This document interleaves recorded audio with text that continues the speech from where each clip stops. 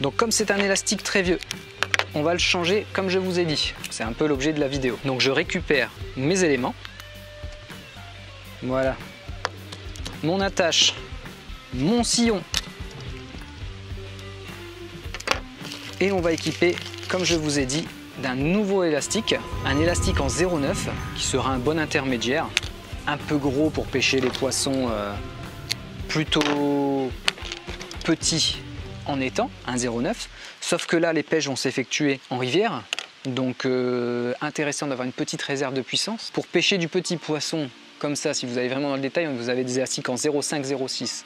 Mais sinon, d'une manière générale, en étang, le blanc va le pêcher en 0,7, 0,8. Là, c'est pour avoir un petit peu plus de réserve avec mon 0,9 que je ne vais pas trop tendre, parce qu'en rivière, on peut plus facilement tomber sur quelques gros poissons. Je pense par exemple à un chevenne qui viendrait en surface, ça vaut le coup de l'équiper. Et puis, ça ne va pas être forcément contraignant sur les ablettes si l'élastique est tendu comme il faut. Ça, c'est plus votre expérience qui va faire que vous allez comprendre comment tendre l'élastique, tout simplement. Et on a ça.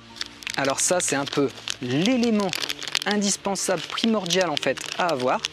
En plus, bien sûr, des bons adaptateurs, hein, aussi bien la tulipe que la fixation du bas. Ah zut! Donc votre attache élastique, il est en deux parties. Une base qui va venir se refermer dessus et l'attache où on va pouvoir clipser et emprisonner notre ligne au bout. J'ai fait tomber le sillon.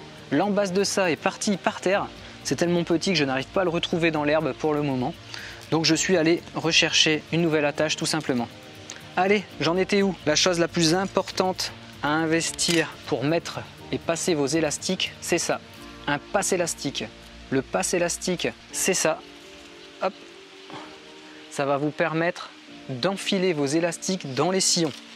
Alors ce n'est pas tout le temps obligatoire. Sur ces petits modèles-là, c'est beaucoup plus simple. Mais en fait, si votre sillon est neuf ou totalement sec, vraiment très sec, vous pouvez passer l'élastique de vous-même. Ça marche.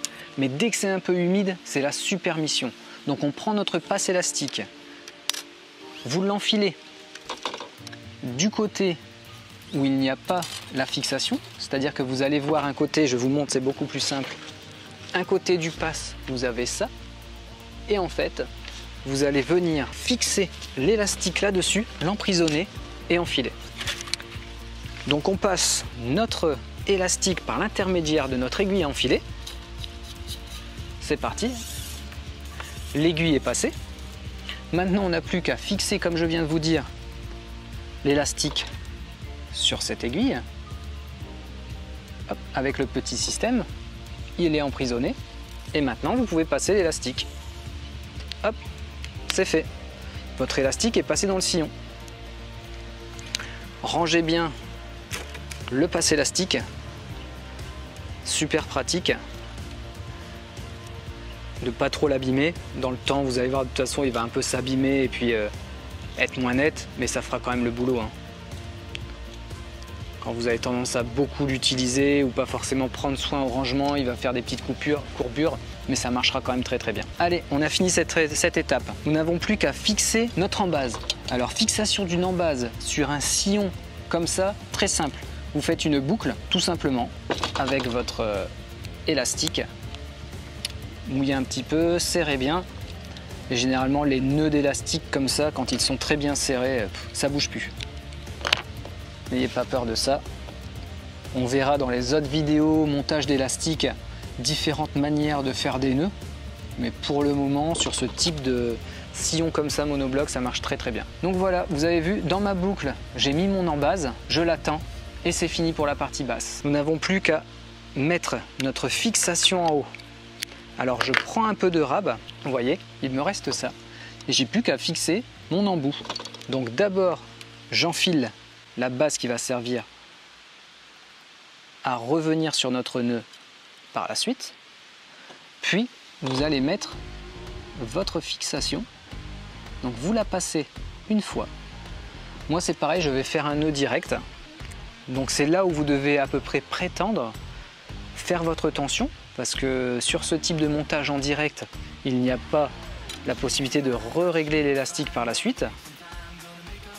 Donc ça peut être intéressant juste d'avoir un autre kit ou alors un ou deux autres sillons qui vous permettront d'équiper par exemple un élastique en 0,7, un en 0,9 puis un en 1,2. Sachant que si vous avez un en 0,9 et 1 en 1,2, ça va très bien vous faire le boulot pour toutes les pêches classiques. Allez, je juge que la tension est bien à ce niveau-là. Je fais ma boucle que je vais venir faire mon nœud, descendre le nœud sur cette embase, la mettre dans l'axe, tout simplement, tendre les deux éléments et couper le surplus ici. Voilà, nous avons fini avec ce montage d'élastique sur le sillon monobloc. Vous n'avez plus qu'à mettre l'embase, hop, c'est fixé. Et maintenant, venir attacher votre ligne pour pêcher, la ligne que vous choisirez tout simplement. Voilà, je vous remercie d'avoir suivi cette vidéo. Première vidéo d'une série montage d'élastique dans des sillons pour la pêche, ici entre autres pêche au cou. Je vous dis à une prochaine vidéo, faites de vos rêves votre vie, merci de continuer de partager et à bientôt.